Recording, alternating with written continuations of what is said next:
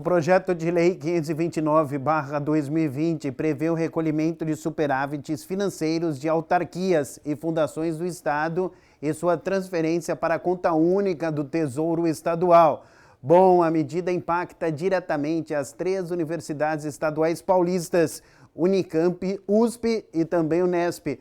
O reitor da Unicamp, olha só, o Marcelo Nobel, falou sobre o assunto. Acompanhe. O tema é justamente esse projeto de lei que nos pegou de surpresa na semana passada, né, na quinta-feira, e onde o artigo 14, principalmente, tem diversos artigos que têm situações que podem afetar direta ou indiretamente as universidades e o sistema de pesquisa paulista. Tem ali questões sobre o ICMS, tem questões sobre um plano de demissão voluntária, tem questões aí que aparecem de fechamento de alguns órgãos e entidades, que também podem, de uma maneira ou outra, afetar as universidades. Mas o que diretamente afeta as universidades é o artigo 14, onde diz que o superávit do balanço financeiro de 2019 será recolhido 10 dias depois de todos os órgãos e de todas as autarquias e autarquias especiais, que é o caso das universidades e da FAPESP, seria recolhido 10 dias após a aprovação da lei e nos anos subsequentes a partir dessa aprovação. Ou seja, isso também é extremamente preocupante. Por que é preocupante? Por 2 motivos. O primeiro é que fere a autonomia universitária, no que diz respeito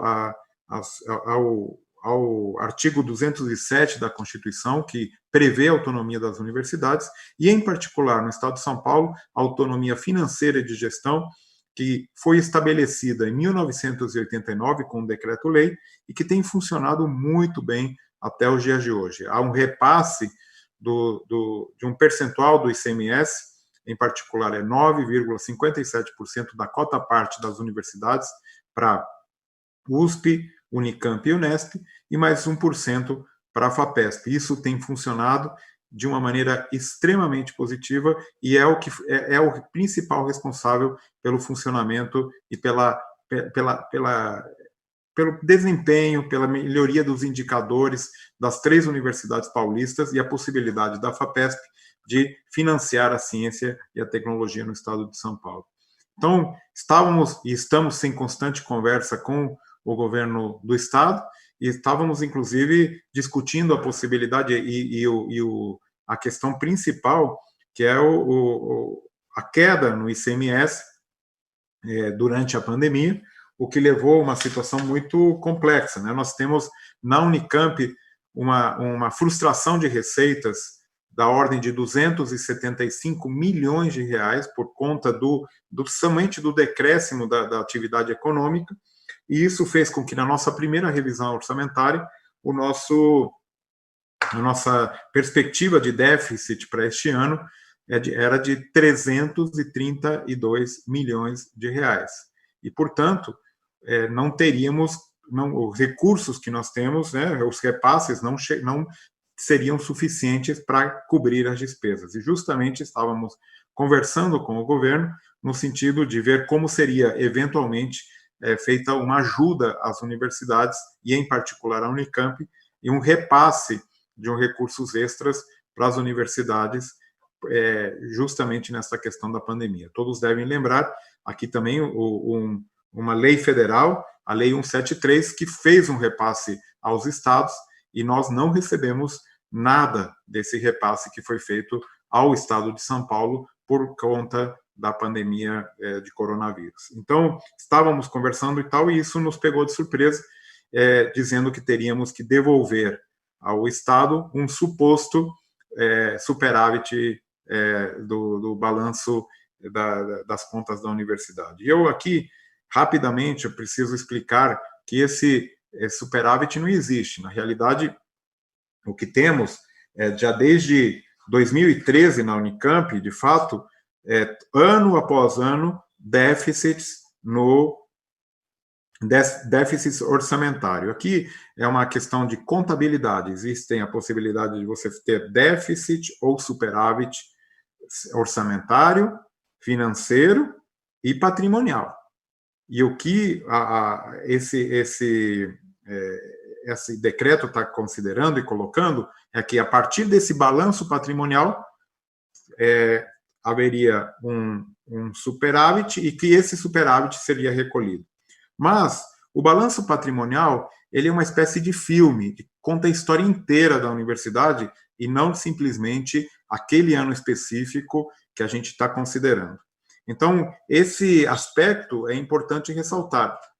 Apesar de aparecer como superávit no balanço patrimonial, a Universidade Estadual de Campinas, de fato, teve déficit em 2018, em 2019, também em 2017, e assim por diante. A gente foi reduzindo o valor desse déficit, mas justamente por termos ano após ano de superávit no balanço patrimonial, é que com esse recurso a gente conseguiu cobrir esses déficits sem ter nenhuma dívida, sem contrair nenhuma dívida ativa. E isso é fundamental para a sobrevivência da universidade. Se esse recurso for retirado, nós não teremos condições de pagar salários, de pagar 13º, de continuar o atendimento adequado nos hospitais, de continuar as pesquisas, de pagar bolsas de permanência para os estudantes, ou seja, será realmente um problema muito sério para a universidade. Bom, o reitor falou também sobre a diferença do superávit patrimonial para o restante das contas da Unicamp. Olha só. Vamos supor uma empresa, um órgão público, uma universidade, que de 2018 para 2019 conseguiu passar de 2018, 1º de janeiro de 2019, chegou com 500 milhões de reais no saldo, na conta, tá bom? 500 milhões de reais. Então, essa é o saldo que chegamos em 1º de janeiro de 2019 nessa empresa ou nesse órgão fictício. Vamos supor também que durante o ano de 2019, esse órgão recebeu do governo do Estado, via ICMS, o repasse, o que for, recebeu orçamentariamente 2 bilhões de reais. Tá? 2 bilhões. Mas, então, esse órgão recebeu, teve realmente como um orçamento, e foi passado e repassado 2 bilhões. Porém, durante esse mesmo ano de 2019, este órgão gastou 2 bilhões e 200 milhões, ou seja, gastou a mais do que recebeu. Então, o que acontece? Financeiramente, a gente teve um déficit de quanto? 200 milhões. Nós gastamos 200 milhões a mais do que recebemos naquele ano. Então, financeiramente, a gente teve um déficit de 200 milhões. Porém, no saldo, no balanço patrimonial, vai aparecer um superávit de 300 milhões, porque eu tenho que somar aqueles 500 milhões que vieram da história da universidade. Então, o que vai aparecer finalmente nessa empresa ou nessa órgão fictício? Vai aparecer que em 2019 houve 200 milhões de déficit, mas tem um superávit patrimonial de 300 milhões. Ou seja, aquele superávit foi sendo reduzido, porém, ele ainda é um superávit. Espero ter ficado claro. Vejam que nós passamos justamente essa situação na Unicamp. Nós chegou a ter no ano de 2014 um superávit financeiro de 723 milhões. Isso está tudo disponível, é transparente, está tudo em planilhas dentro do balanço da universidade.